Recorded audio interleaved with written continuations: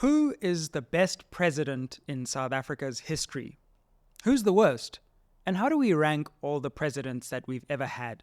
In this episode, we do a tier list ranking of every South African president in history.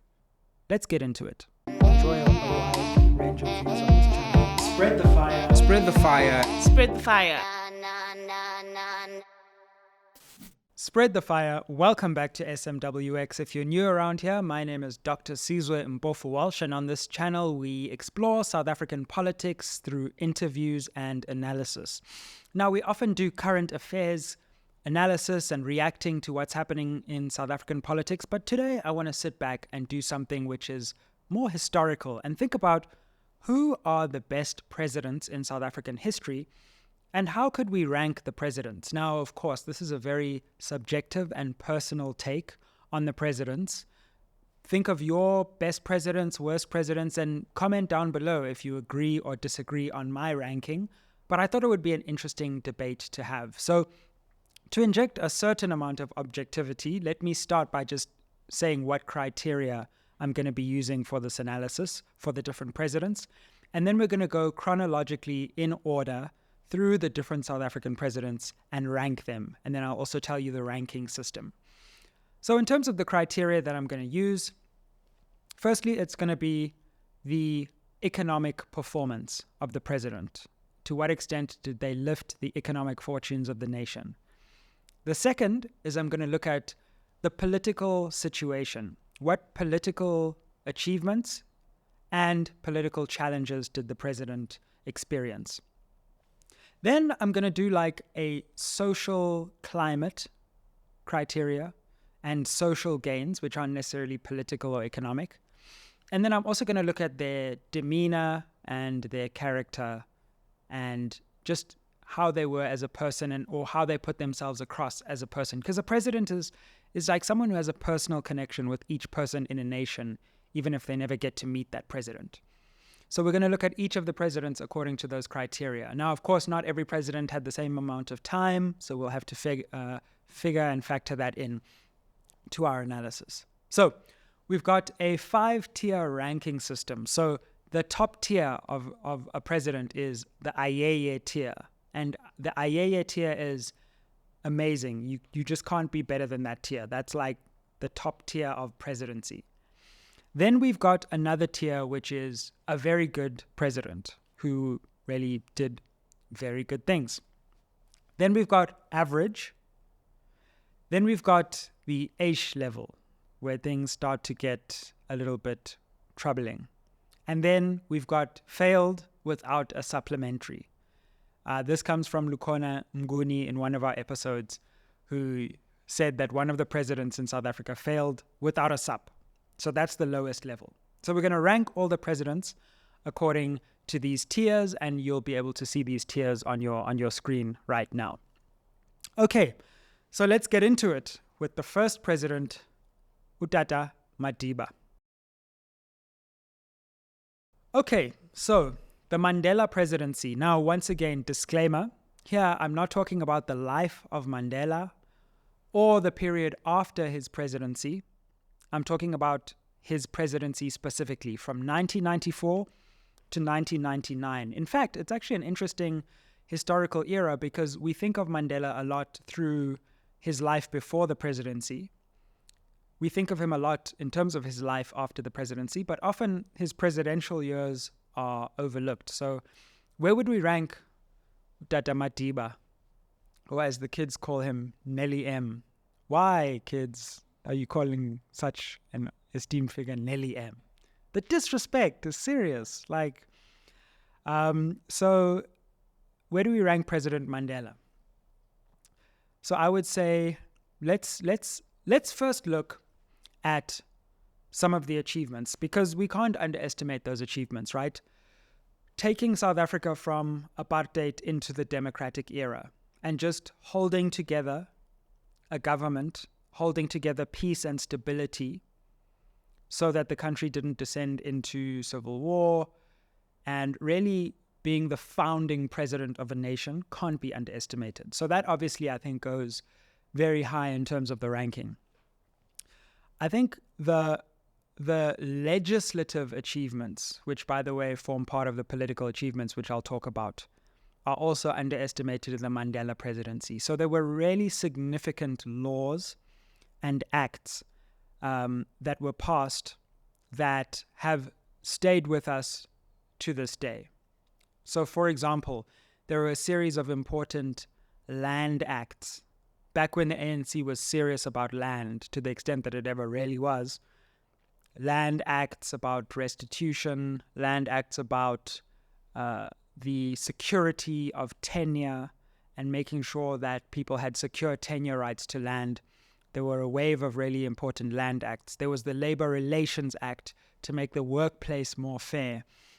There was affirmative action as a policy proposal, which was backed up by certain legislation, which really laid the groundwork for South Africa and the state trying to become a place where the black majority, which had been excluded, became re-included into the economy. By the way, for all those who oppose affirmative action but have Nelson Mandela pictures on their wall, explain that contradiction, because he was the person who really led with that as a signature policy. And we need to often remember, as the debate becomes more complex, that this was about bringing those who had been excluded from apartheid back into the center of the economy. And Mandela was behind a lot of that. So there were a lot of really important and landmark achievements. On the economic front, Mandela and the Mandela presidency, we'll see this as a running theme throughout many presidencies, but it really struggled to hit the high notes of growth, struggled with unemployment, poverty, inequality. Now, it was understandable back then because, of course, South Africa was coming out of apartheid, which was like a factory for unemployment, poverty, and inequality and injustice. So we can't necessarily blame Mandela for the economic cards he was dealt. But at the same time, growth remained, the average growth rate in the Mandela presidency was around 2%. So South Africa's economy was never truly, fully unlocked. Now, during the Mandela presidency, there were really two economic policies that were adopted. The first was called the Reconstruction and Development Program. And in many ways, this was an attempt to really deal with, to the extent that the ANC ever has, the structural problems of apartheid. So reconstruction, rebuilding the country that was decimated. Apartheid and colonialism were like a war that destroyed South Africa. And we had to rebuild. So there was reconstruction, but you don't just reconstruct, you develop on top of that reconstruction. So it was like, let's rebuild and develop at the same time. And for some reason, that policy was abandoned before it ever really got a chance to blossom. And it was abandoned for a policy called GEAR, Growth, Employment, and Redistribution. And that was seen as a move to the right of the economic policy spectrum, where the ANC started abandoning the reconstruction idea and the reconstruction and development idea and really started moving more towards market-led growth, putting growth at the center rather than reconstruction like with RDP, and moving towards what was seen as a more neoliberal policy outcome. What does that really mean? Market-led, increased role of the private sector, the withdrawal of the state from the economy, and effectively a more economic management role for the state rather than an interventionist role. So the Mandela presidency had these two economic policy impulses. And many people, and I include myself as one of them, are disappointed that they never continued on the RDP, reconstruction path, and went more for the GEAR path. This was all the rage at the time in global economics, and many countries were being encouraged to go down the GEAR route. But it's a shame, and I wonder where South Africa would be right now if we carried on with RDP. So on the economic front, the Mandela presidency wasn't a tremendous success by any stretch of the imagination.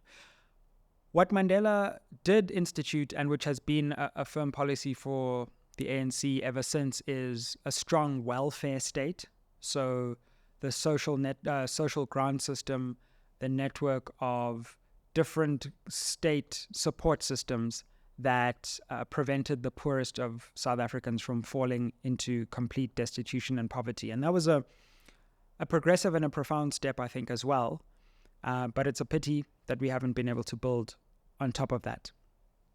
Education and health outcomes really remained relatively stagnant. And when you look at life expectancy in the Mandela presidency, it started to take off, but there's a fascinating thing that happens, which is for a good decade or 15 years after South Africa comes out of apartheid, although life expectancy looks like it's going to start going up, it actually goes down for a very long time. And we're actually only witnessing better life expectancy around now in South Africa than during apartheid. And there's a reason for that, which I'm going to come to on the next presidency.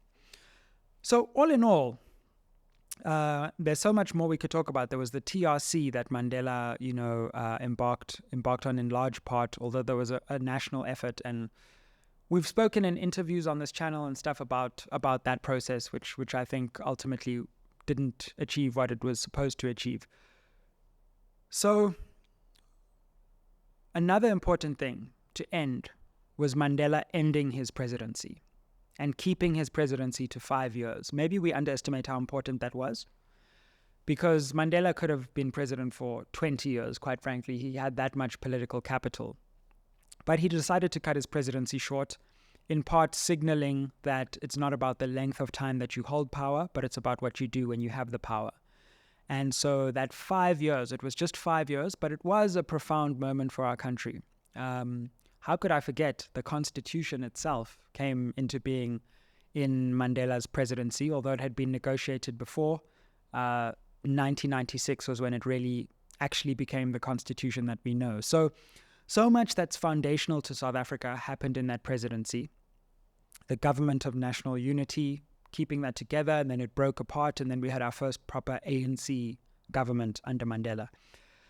So I think it would be a mistake to call the Mandela presidency Ayeye level, because I think at the end of this video, I'm going to talk about what an Ayeye presidency would actually look like. And I don't think anyone so far has achieved an Ayeye level presidency. But I think the Mandela presidency, despite its mistakes, falls into the level of very good, a very good presidency. The country was more united. The economy, okay, wasn't doing amazingly, but wasn't tanking, and a lot of foundational important legislation and reforms. So I'm going to give the Mandela presidency a very good. Now let's go on to former President Thabo Mbeki. Right, so let's come on to our first two-term presidency, someone who has left lasting marks on South Africa and who governed for double the time of Nelson Mandela. That's former President Thabo Mbeki. Let's come on to the achievements of the Mbeki era, because they are considerable. Now, where the Mandela presidency probably didn't outperform economically, I think we have to give a lot of credit to the Mbeki presidency on the economic front. The Mbeki presidency was the most growth that we have ever seen as a country economically. The average economic growth in the 10-year period was 4.5%, but there were moments where our economy was hitting 5-6%, roughly in that area, growth rates. For those of you who are younger and watching, we were a serious country at the time. We were like one of those countries that was growing fast in the world. People were looking at the South African economy like, wow, this could be one of the next big economies in the world. We were growing. We were moving. We were even making dents on unemployment. I spoke to economist Zuma on this channel recently, and he was looking very closely into the unemployment numbers in the Mbeki era. And there's this myth that there was jobless growth, that there wasn't a lot of employment, even though the economy was growing. And he shows that actually we were creating a lot of jobs at the time, also losing a lot of jobs or a lot of job seekers. So the job seekers were growing as well. But the economy really was starting to create jobs. And if we carried on that trajectory, we would be much better in terms of unemployment. Of course, there was still an unemployment crisis. And no president has really been able to deal with unemployment, as you'll see. But at least the economy was growing, and it was a great time. What a time to be alive. Those of us who were there in the Mbeki presidency, I saw on social media, on Twitter, there was a clip of that DJ Sbu song. Shout out to DJ Sbu. Remember when it rained? That video, that music video, Trevor Noah there dancing before he was famous. I was there during that time, people. Life was good. Remember when it rained times? Oh, no load shedding in December. Like, life was good. The country was growing. 2010 World Cup was on the horizon. Those were good days. We had water sometimes. Like, life was good, man. So that was the Mbeki presidency. Like, there was actually some on the international stage. I didn't speak much about Mandela's foreign policy, but Mbeki's foreign policy, also tremendous achievement. In fact, Mbeki was really the mind that brought South Africa into what we now call BRICS. Zuma consolidated that, but Mbeki started or is part of something called IBSA, India, Brazil, and South Africa, which was that bloc that then turned into BRICS over time. Nkosazana Dlamini Zuma was an excellent foreign minister. We were becoming part of G20 conversations, being invited to the G8. We were a very important voice opposing the Iraq war, and we were being taken increasingly seriously. We had our first non-permanent Security Council seat, I believe, and we were a serious voice on the international stage as well. So I think those two things distinguished the Mbeki presidency, and we were a real country. Right? Politically speaking, Mbeki took the ANC to its biggest electoral victory ever.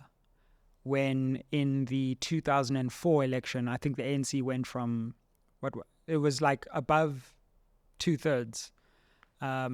So the ANC had a massive electoral majority at the time, and that was really the high point of ANC political success, 2004 in the country. Let's talk about some of the failures and challenges of the Mbeki era. Now, of course, there was the period of AIDS denialism, which really hampered the Mbeki presidency. So remember I was talking about life expectancy. In other words, how long the average person in a country will live, right? Look at this. Because of the HIV/AIDS pandemic, which affected basically everyone in South Africa, everyone knows someone close to them who either died of or was infected by HIV and died of HIV and AIDS. South African life expectancy, even though our economy was growing, even though apartheid was over, South African life expectancy declined, and it declined very rapidly. And it's taken us up until now, like 20 years later, to recover from what happened to life expectancy in South Africa as a result of us failing to provide antiretroviral treatment to those who contracted HIV and AIDS in that period. And this was really a policy decision. Mbeki had to be taken to court, and eventually the government had to be forced to provide this treatment and care, which ultimately it was provided in the Zuma era, which we often forget, which is foreshadowing one of the successes of the Zuma presidency. But that was a true failure, and a true failure that could be counted in the cost of lives. So one thing you'll see is that as a country, we've never really had it good. And we've almost come to believe that it's like impossible to have it good.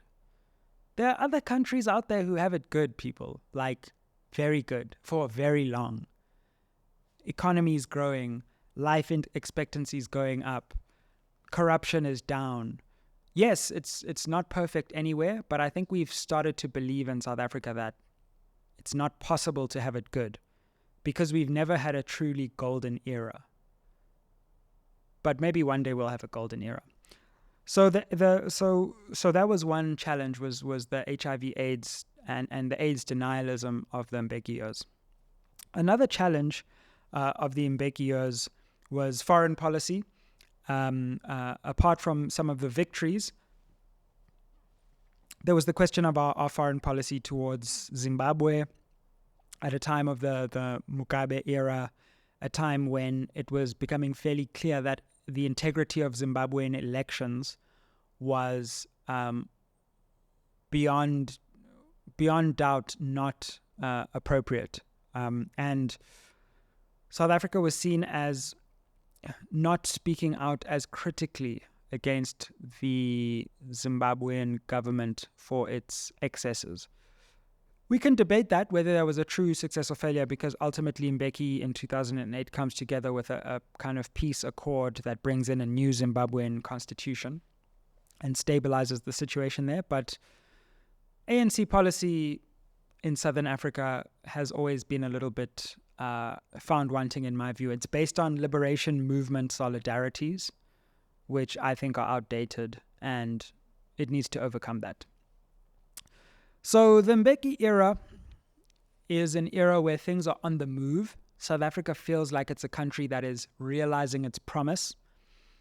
But there are these problems that seem to be impossible to overcome, which become much greater in subsequent presidencies.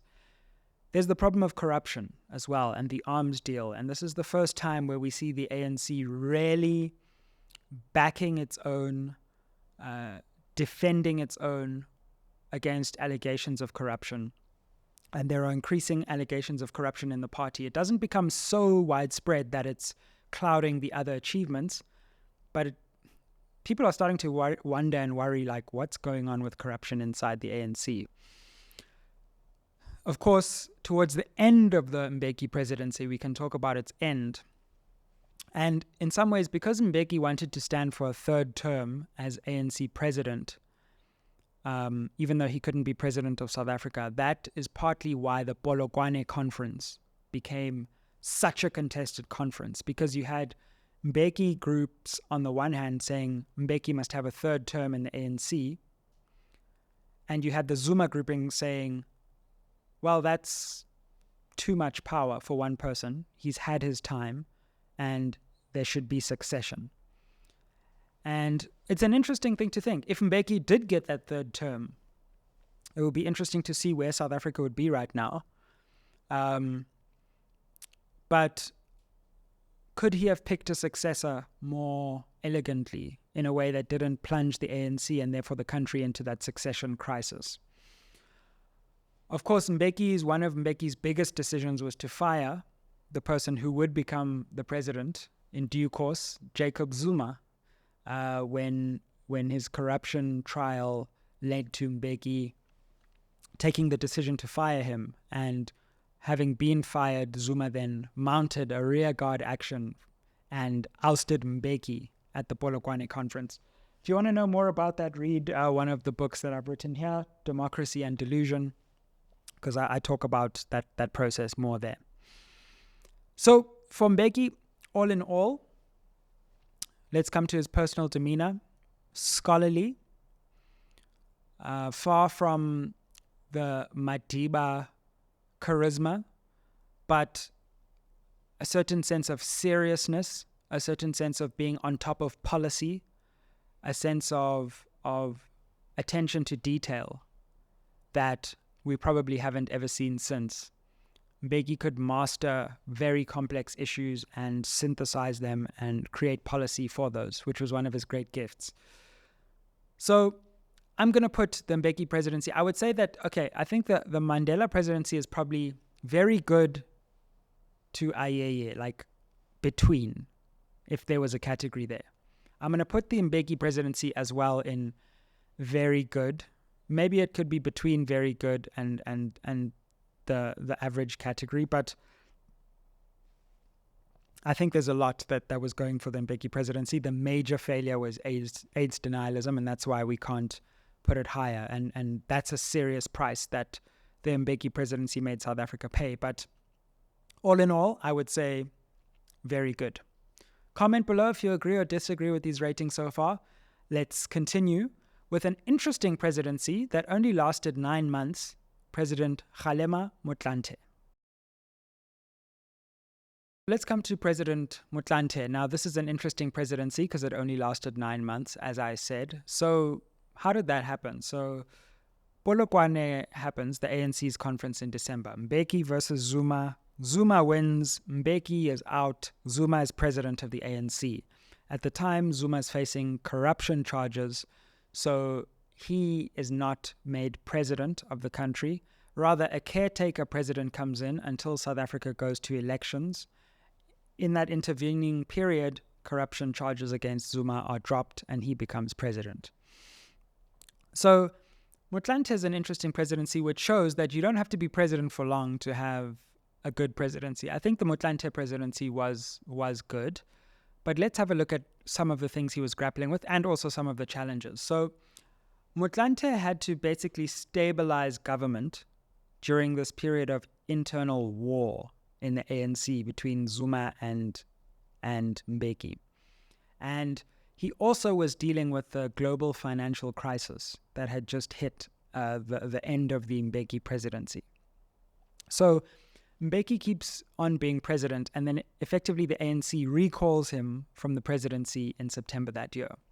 Now, that was a major moment because South Africa had never seen a president who was in office being told, thank you, but you now need to leave office. So Motlanthe comes in under that very difficult period and stabilizes things relatively well. He completely changes tune and course over HIV/AIDS and starts wearing the pin, changing government policy, which was a big shift in the Polokwane conference as well. And that starts seeing a turnaround which had started towards the end of the Mbeki presidency really consolidated. Motlanthe makes some good judicial appointments. Justice Edwin Cameron appointed during his period.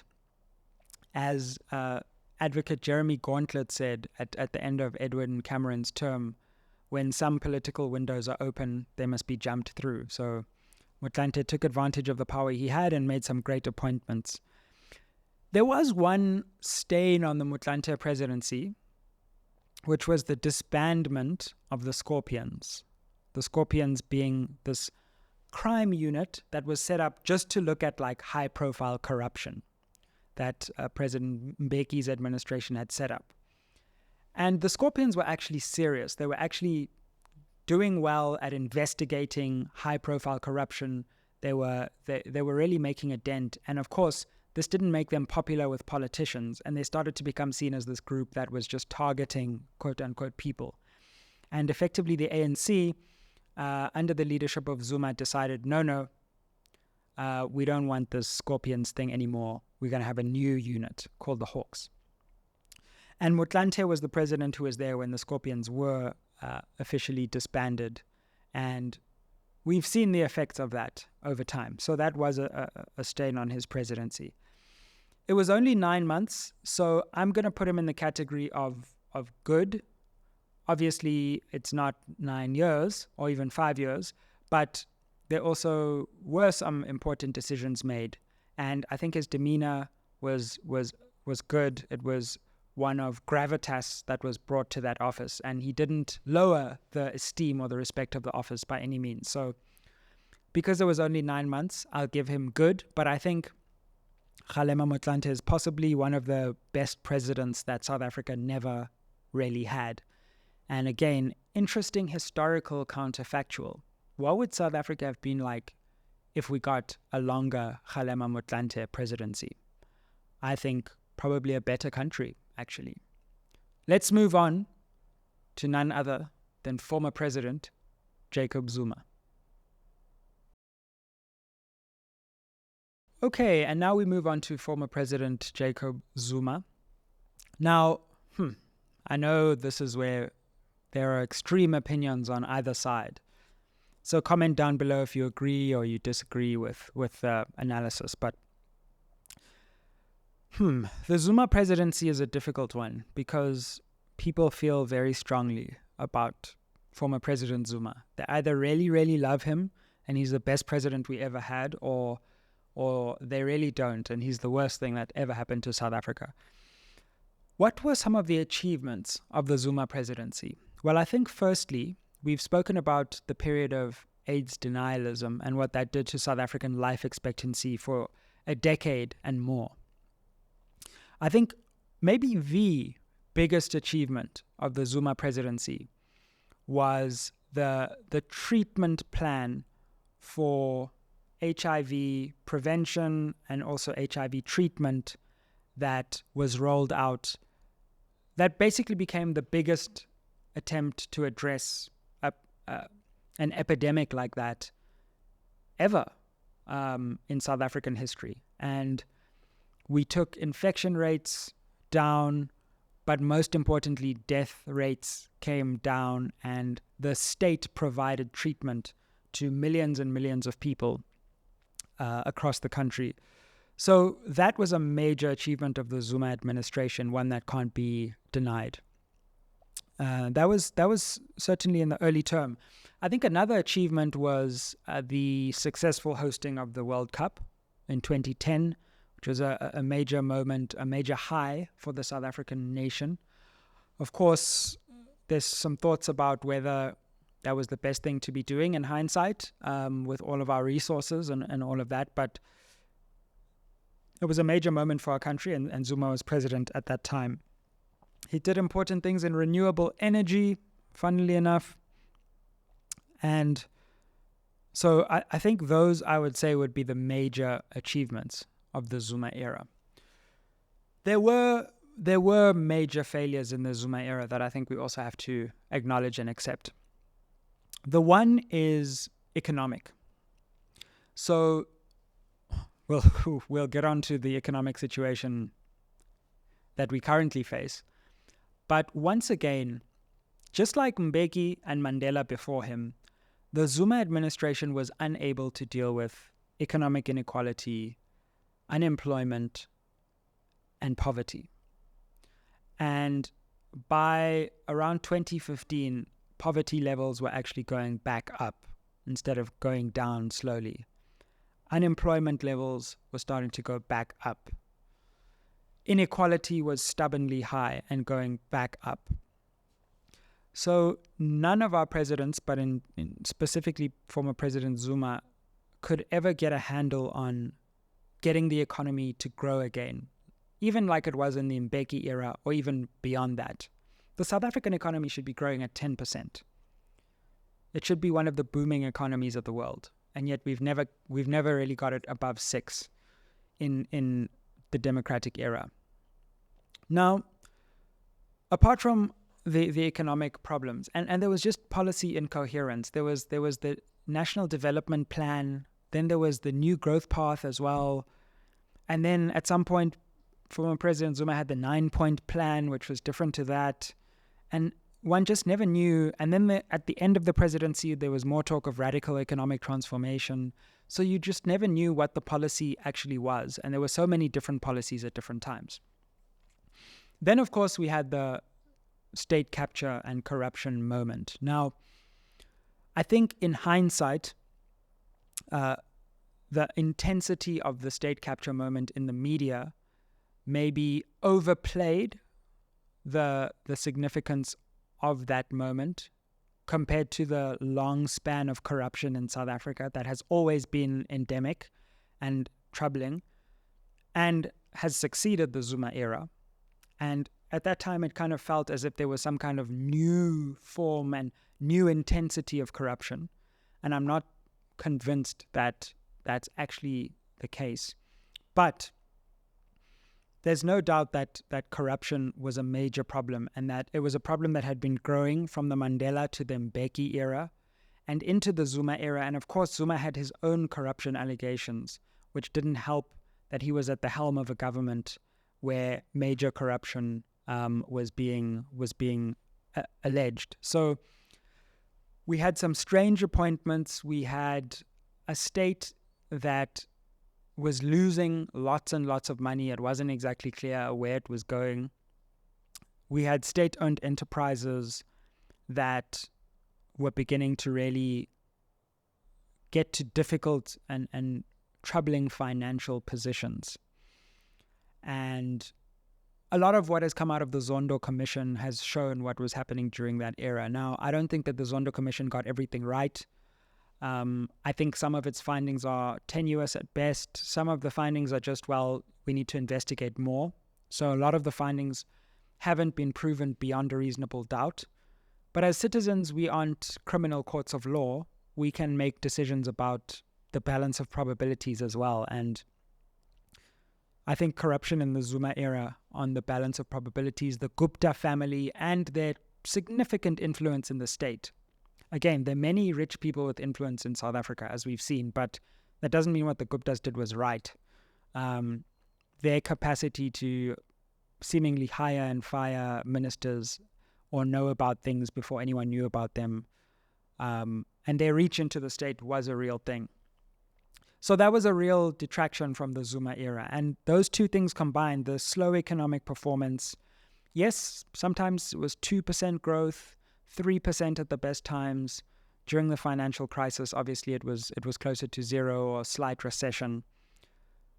The country's infrastructure, service delivery just kept going backwards. And during the Zuma era, people really started wondering, hold on, where's this like good life that we've been promised? Because it keeps getting delayed and deferred.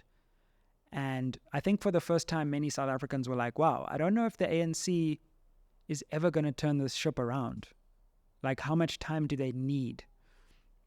Another worrying moment in the Zuma presidency was, of course, Marikana, when all those mine workers were killed by the police and the build-up to that. And what was worrying about that was the way that the government and the state came in on the side of powerful and rich mining corporations and really treated the striking workers as if they were just an irritation and a nuisance that had to be got rid of. And I think that was a true indictment on the Zuma presidency as well. So I'm trying to be balanced in my analysis here. I think there is a need not to go to too many extremes. During the Zuma presidency, I think there was a lot of extreme commentary. There were achievements in the early part of that presidency. Zuma had a capacity to connect with ordinary people in a way that maybe no president before him had.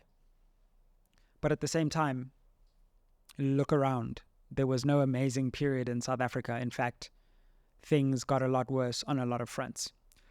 So I'm going to give the Zuma presidency somewhere between Aish and average, leaning towards Aish, I think, because of the disappointment that was starting to grow in the country at that time. But let's see where we go with the final incumbent that we will be discussing, President Cyril Ramaphosa. Okay, let's talk about the current president as I sit here, who's coming to the end of his first term, President Cyril Madamela Ramaphosa. Now, as the kids, some of the kids are also calling him President Rango. Why are we so disrespectful to our presidents? So look, it's the hope that kills you. It's the hope that kills you. And this is what has killed the Ramaphosa presidency. President Cyril Ramaphosa came to office and everyone, it felt like, was celebrating. There was going to be a new leaf. The ANC was going to get tough on corruption. There was going to be fewer ministers. He understood the economy, so the economy was going to start growing. And the new dawn, as he called it, was going to be upon us. And what that did was it set expectations at the Ayeye level of a presidency.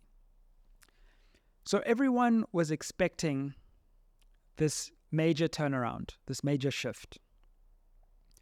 And ultimately, what got the Ramaphosa presidency, at least the first term, he might get another 5 years. Let's see what happens in the South African election. If you're watching this, we're filming before the 2024 election. What got the Ramaphosa presidency was the hopes. They were set so high, and so when he didn't achieve those hopes, it felt very much like failing without a sup. So what did President Ramaphosa get right? I think what did President Ramaphosa get right? Oh, guys, come on.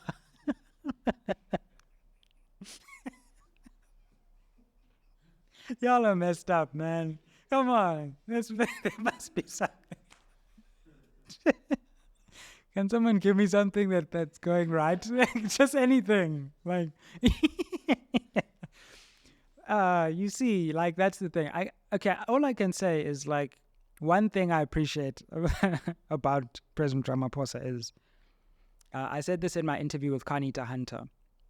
In the Zuma era, it was getting a bit worrying that if you criticized the president, the state could come after you. Now, you could never exactly prove that or whatever, but state repression felt, we spoke about Marikana. Oh, unfortunately, that doesn't help President Ramaphosa very much either, because he was involved there. But I think state repression is no longer a major worry, and there's no sense that the presidency is using its pressure, even on the criminal justice system, to attack its opponents like was happening in the Zuma era.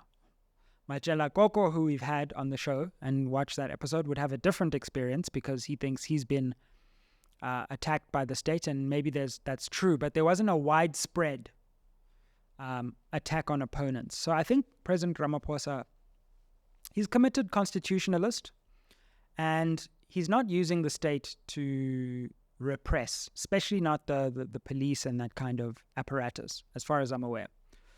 So I think that's a good thing. He's a unifying figure to the extent that Rugby World Cups and stuff, he tries to bring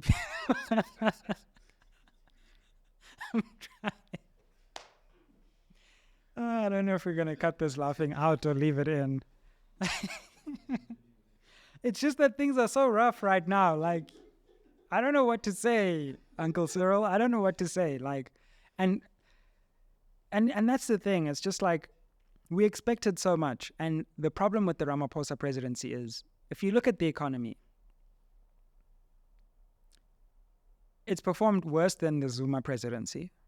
I'm just looking at the numbers here. It's performed worse than the Mbeki presidency and the Mandela presidency.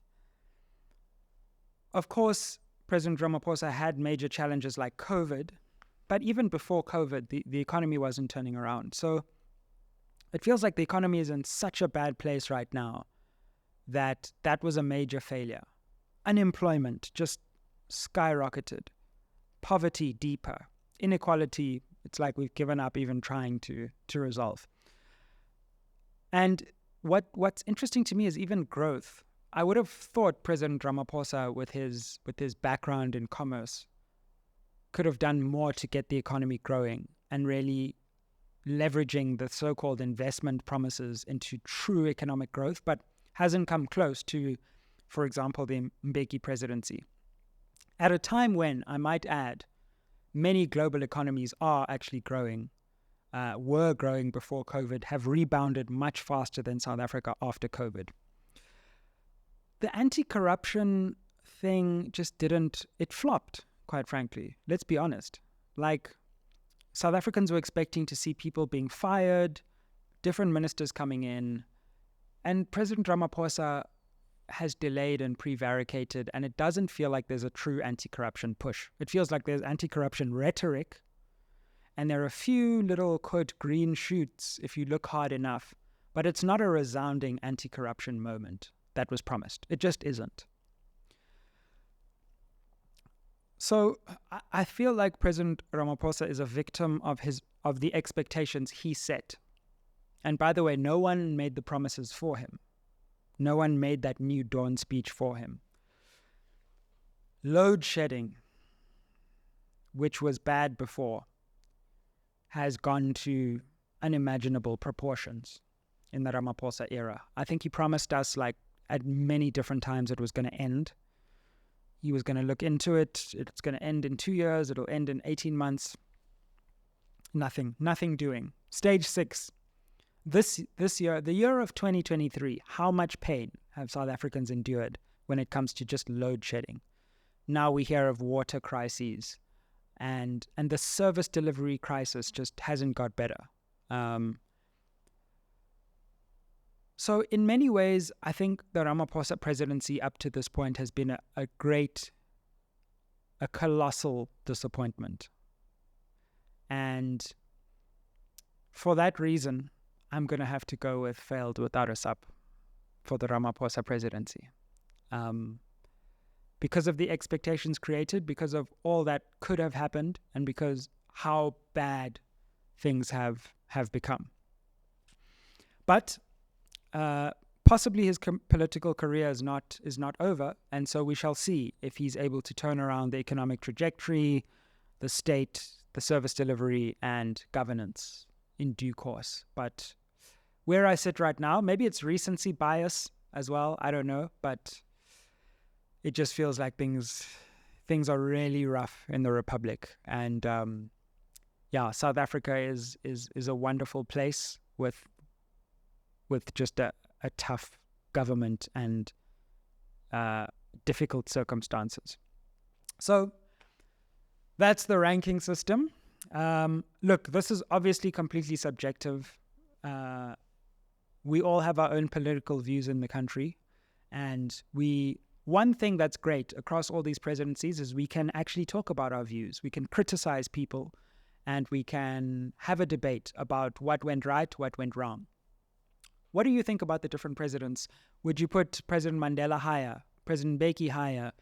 Did I go too low with President Ramaphosa and President Zuma? What would you do? Give me your rankings down in the comments. Give me 1 to 5 where you would rank the different presidents, and maybe explain why as well. And then let's see what different people's rankings are. Maybe your rankings are completely different to me. Maybe you think Zuma was the best president. Some of you might think actually Ramaphosa was Ayeye level, and it was the Mbeki presidency was the worst. Let's have this conversation and debate. One thing, and I'd like to conclude on this, is we've never had a truly Ayeye president in my view. What would an Ayeye presidency look like? Economic growth would be booming. 4%, 5%, then to 10%. And you'd see the economy really starting to turn around. We'd actually start dealing a blow to unemployment. Start seeing people working. Start seeing people coming out of poverty. And then we would start dealing with the structural injustices, the spatial inequality of South Africa. We'd start making sure that we eradicated things like informal settlements, start changing the spatial dynamics of how far people have to travel to work, and really starting to undo the legacy of apartheid. At the same time, the country would be coming together. There'd be more unity, there'd be more social cohesion, not based on a sporting event, but based on true togetherness. And we would see a government that was committed to fighting corruption. If anyone was corrupt, they would be out. There would be clean governance. There wouldn't be so many different ministries. And there would be a commitment to having the best minds attacking the different problems and getting the best talent into the state so that the state could do the work of fulfilling the aspirations of the people. And that would happen over a period of 10 years, 15 years, 20 years. And we would truly have a golden era and a golden age in South Africa, where we would finally realize our nation's true purpose. That's what Ayeye level looks like to me. And I don't believe we've ever truly had a president like that. So we can only hope that in the future, we find that political leadership, that golden age for our country, and that we get there. But for now, we've analyzed the presidents that we've had over our country's history, our highs, our lows, and our meaty moments. And I hope you've enjoyed this installment of SMWX. Like, share, help us get to our next milestone of 100,000 views. And thank you for tuning in. Aye.